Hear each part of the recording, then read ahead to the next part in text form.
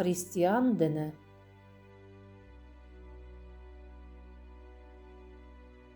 Христиан діні әлемдегі ең көп тараған діндердің бірі.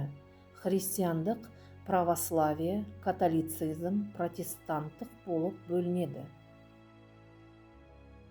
Негізін қалаушы Иисус Христос. Христос сөзі грек тілінен алынған, құтқарушы деген мағынаны білдіреді.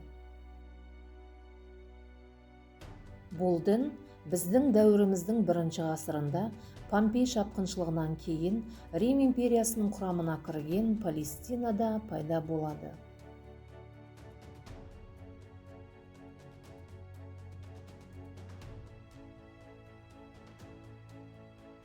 Христиандардың басты кітабы Інжіл, адамзат ойының көрнекті ескерткіші болып табылады.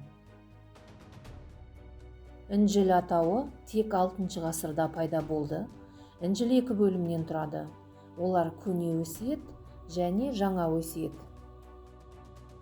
Көне өсиеттің канонға енбеген кітаптарын қоса есептегенде, Інжіл 77 кітаптан тұрады.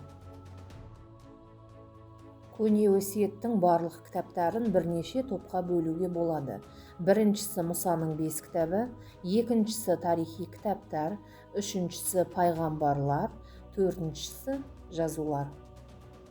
Жаңа өсиетке 27 кітап жатады.